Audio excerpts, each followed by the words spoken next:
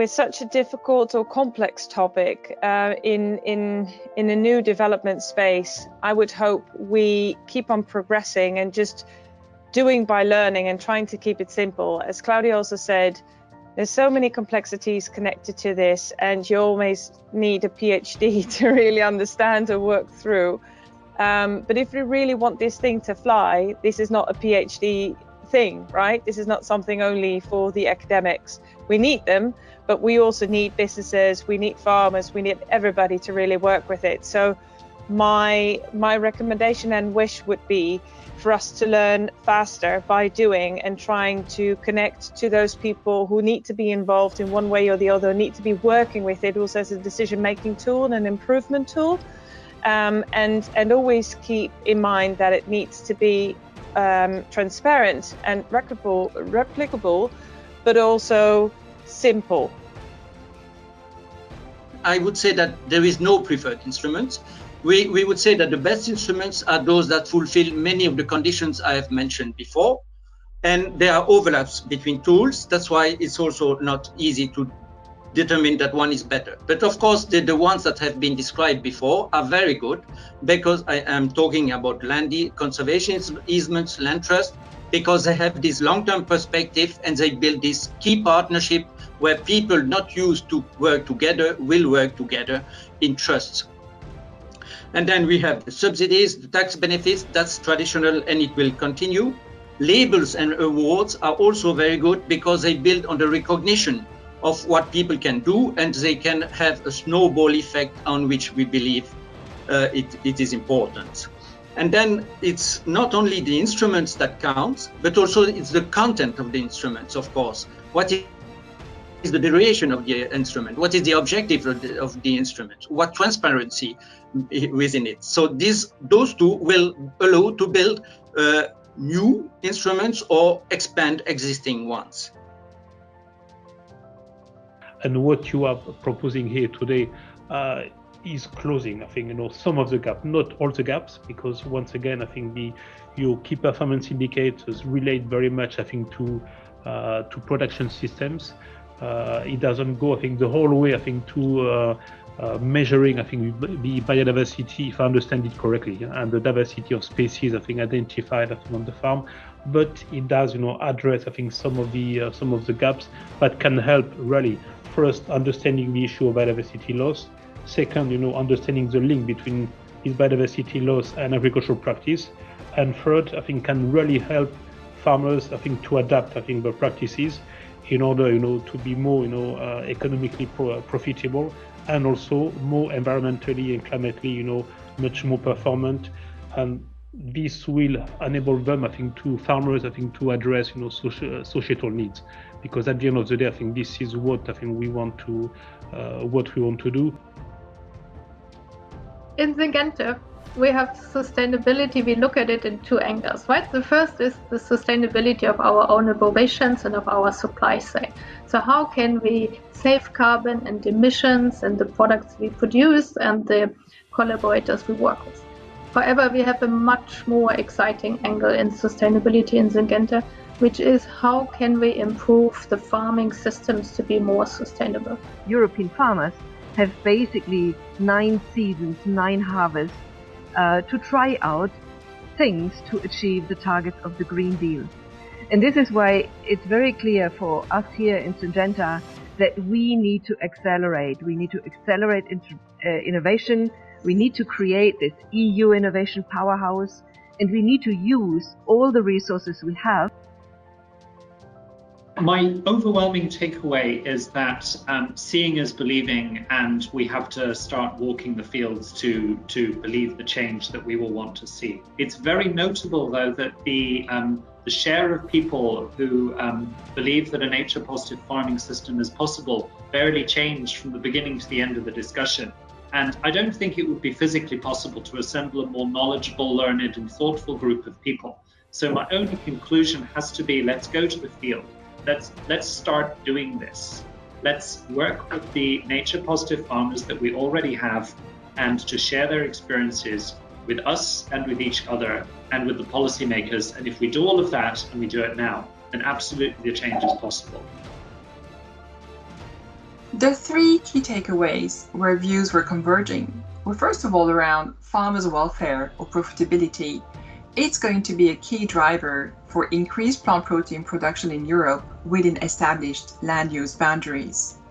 The second one was about processors who see opportunity but equal challenge to innovate in new functional ingredients while working to optimize the value of more sizable side streams that will be generated from protein crops.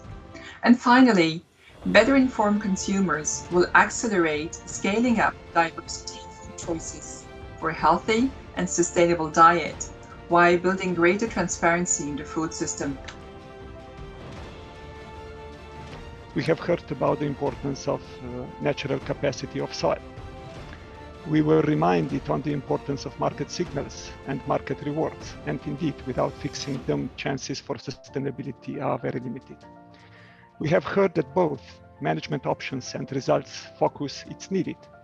We have heard how important is that farmer has a choice, an informed choice. We have also heard that we should not get lost in debates who is more right and more wrong, but rather agree on some practical science-based solutions, which will also bring us practical results. We were also reminded that holistic view of ecosystem services is essential, but not easy due to complexity. We could read among chat questions that creating better research synergies across Europe would be useful. We have heard from Kirsten and European Commission how important it is to have an implementation plan and programming to bring all this together and make it operational. I think we have learned today that carbon farming can make an undeniable contribution to achieving the Europe's climate objectives, but that it is not a magic bullet. Moreover, I think there is still a lot of work to be done. Nicola demonstrated that the Commission is working very hard to get this regulatory side in place. And I think last but not least, farmers, foresters and nature managers will only opt for it if they are more than compensated for the cost that carbon farming entails.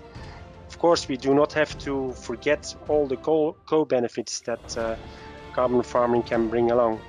So there is still much to be discussed and clarified, but the fact that there are already numerous initiatives in the field, and especially that you attended, dear audience, this webinar in such large numbers, should give us confidence that we are on the right track towards a real win-win between landmen and landwomen and our climate ambitions. The goals of the Farm to Fork strategy cannot be achieved without an integrated approach, and therefore without an active engagement from every actor in the food system. As Janis Potoknek said, we all need to work on this together. We need to make the Farm to Fork a success for the sake of our environment, for the well-being of our citizens, and for the survival of our planet. There is a trust challenge on the consumer side as well. And this will have to be addressed and rebuilt through communication, transparency. So this is giving the clear signal of consumer means also hidden cost. Hidden cost on junk food are very huge, and the cost, the price for consumer is very low. This is not acceptable and has to be stopped today.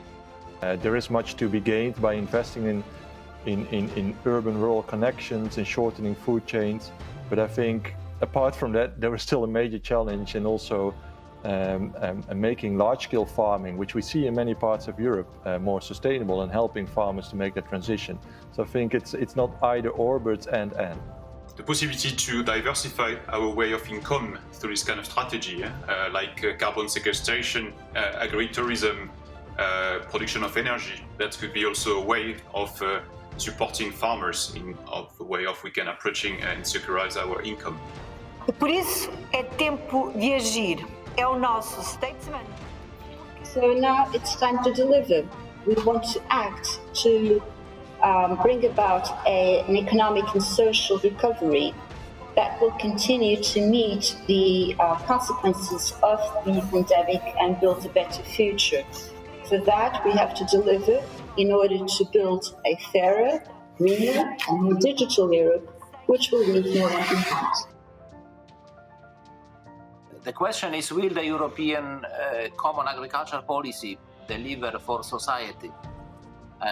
I can say with Common Agricultural Policy is delivering many goods for society.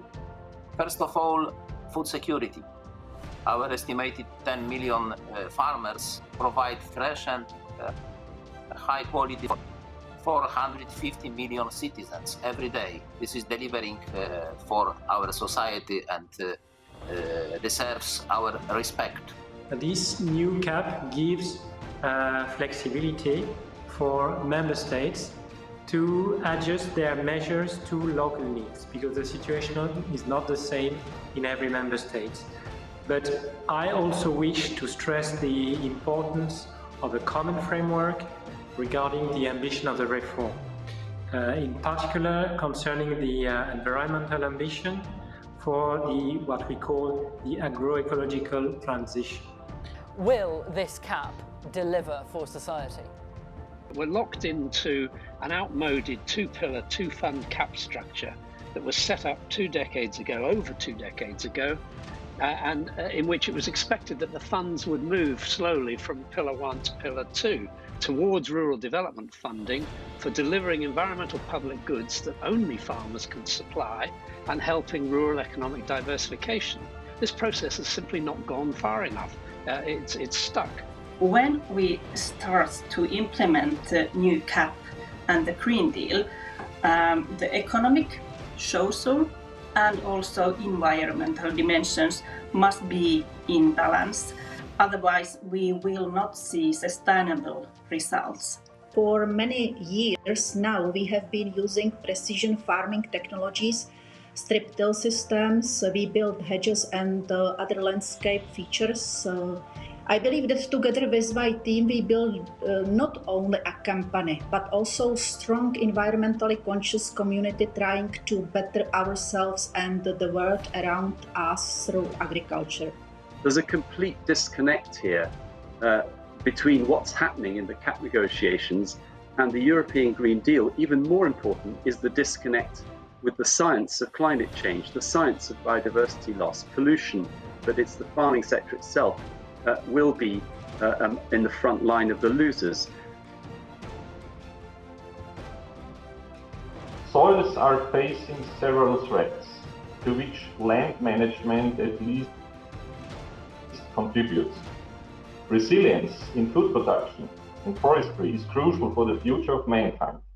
So we aim at healthy soils for a healthy future. Soil is one of the most precious resources that we have on the planet. And what grows above the ground reflects what is below it. And only with that healthy soil can we have healthy plants producing healthy food to make healthy people and a healthy planet. Soil is nature's magic carpet. We walk all over it. We build on it. And yet, it still feeds us. It is still home to 1/4 of all the biodiversity on the planet. We know it deserves to be protected for so many reasons. So, congratulations to Mone Janetlic and all his family on the farm to have prevailed against such strong competition we had this year. There is a real need to have European forests, and for that there is a real need to have a good, innovative, well-thought European forestry strategy, because that's something we need to combat climate change. It's something we need to combat biodiversity loss. But if we want to make a success out of it, we need that paradigm shift. We have to make sure that we start thinking in a more systemic way, making sure that our forests are still there in 100 years. Agricultural research can and should be a key starting point in which we build a new era of collaboration, specifically on the relationship between agriculture, nutrition, and health, and other areas as well. Secretary Glickman also noted the need for renewed priority for investment in funding agricultural R&D in the United States. Renewing our global food and agricultural system will require thinking outside of the box, which will require collaboration and partnerships that can enable new thinking that generates new ideas. And it requires concerted efforts not only across disciplines and sectors, but across borders and countries to more effectively address challenges